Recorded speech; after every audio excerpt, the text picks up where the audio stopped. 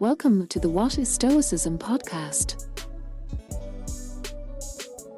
The Stoic statesman and dramatist Seneca wrote a lot about time, specifically our lack of it. But this deficiency isn't necessarily due to how short our lives are in comparison to the history of the world. No, according to Seneca, we're only time poorer because we waste so much of what we do have. His advice was to live immediately because the whole future lies in uncertainty. In other words, stop thinking so much about what's next and start thinking more about what's now, or you'll squander precious time you could have put to good use. We might take that to mean that to every second we hold in our grasp, some task or other should be assigned so that we maximize the potential of each waking moment. This might initially send us on a productivity spree as we fill our calendars with to-dos in the name of getting more done with our daily depleting store of seconds. But then comes the pressure of conforming to some arbitrary and lifeless schedule of chore completion just for the limited fulfillment of having done something. In this way, by striving to have total control over our time, we allow time to have control over us.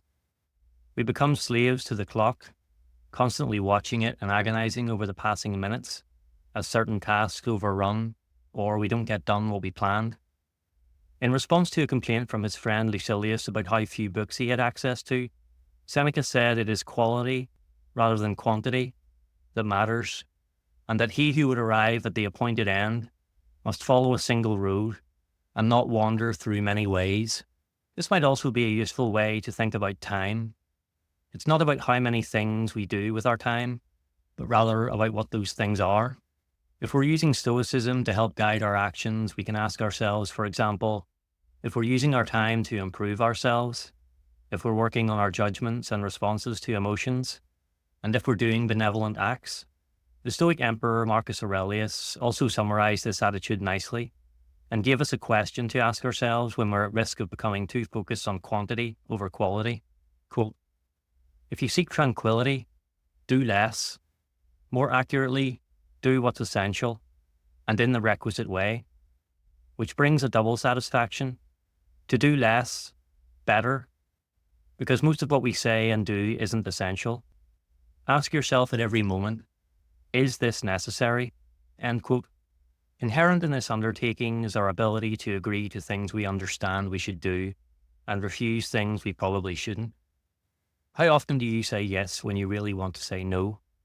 Yes to invites, yes to work proposals, yes to favour requests. Whatever the ask is, agreeing when we'd rather not is a common thing. There can be many reasons for doing it, but most of them come down to some kind of fear. Fear of missing out, fear of letting someone down, fear of making the wrong decision, fear of being the only one to say no. It might seem harmless at first, yes instead of no, but those three letters instead of the alternative two can have miserable consequences.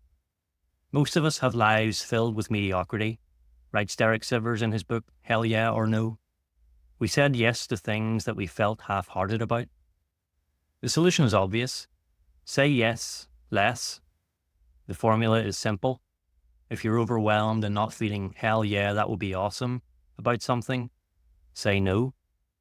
But obvious and simple aren't always easy.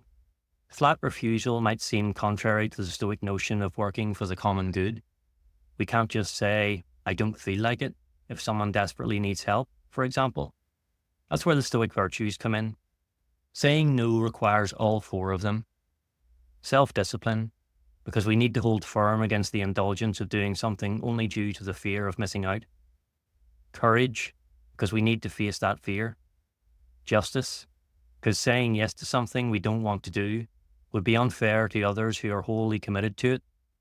Wisdom, to know when a request simply can't be turned down. The straightforward wisdom we can apply comes again from Marcus Aurelius. Just that you do the right thing. The rest doesn't matter. If we can't say no to those things we feel half-hearted about, we become slaves to calendars, to invites, to people who know we'll say yes and are happy to exploit that fact. Saying no with confidence and not worrying about being disliked for it is freedom. Knowing it's the right thing to do, knowing it'll give us space to concentrate on the things we feel full-hearted about is freedom.